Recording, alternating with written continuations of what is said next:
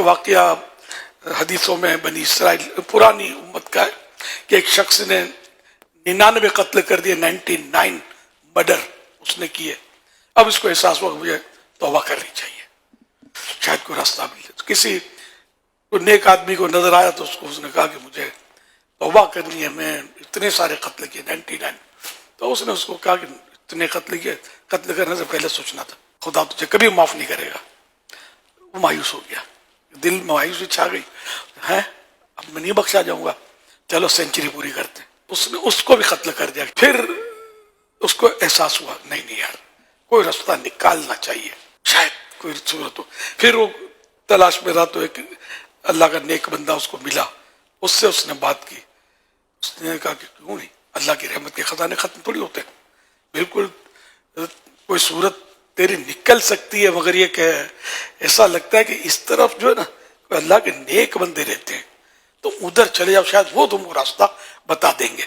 تو یہ اس طرف چلا راستے میں بس وہ پہلے ہماری طرح آج کل کی سفر تو ہے نہیں، دھوپ سردیاں یا جو بھی تھا، اس میں وہ بیمار ہو گیا اور مرنے پڑ گیا. چاروں طرف جنگل بیابان کچھ بھی نہیں. اب وہ لیٹ گیا، لیٹ کر مرنے سے پہلے اس نے اپنا رخ، اپنا سینہ ان نیک بندوں کی آبادی کی طرف کر دیا. چلا اور کیا کر سکتے، میں پہنچ تو نہیں سکا، یوں کیا اور اس کی روح قبض ہوئی. رحمت کے فرشتے اور عذاب کے فرشتے دونوں اترے. عذاب والے کہتے ہیں کہ 100 قتل کیے ہیں، ان کو لے جائیں گے. اور رحمت کے فرشتے فرمانے لگے کہ یہ توبہ کے لیے چلا تھا اور نیک بندوں کی طرف یہ گیا تھا.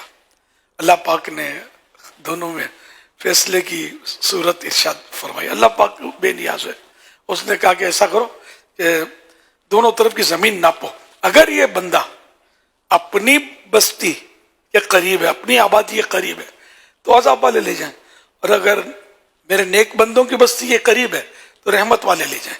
یہ اپنی بستی کے قریب تھا، اس بستی سے دور تھا. اللہ پاک نے اپنے نیک بندوں والی بستی کو حکم دیا کہ تو سمٹ جا، اس زمین کو کہا تو سمٹ جا، اور اس کو کہا تو پھیل جا.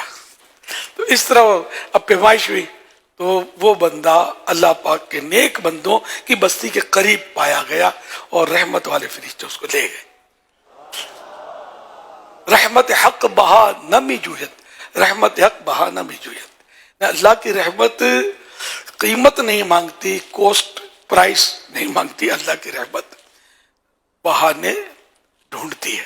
رب بے نیاز ہے، بے پرواہ ہے، اس کو ہماری عبادتوں کی کوئی پرواہ نہیں ہے، ہمارے گناہوں سے اس کا کوئی نقصان بھی نہیں ہے. اب اس کا حکم ہے کہ عبادت کرو، لبیک اللہم لبیک، اے میرے مولا، اے میرے اللہ، ہم حاضر ہیں، عبادت کرنی ہے.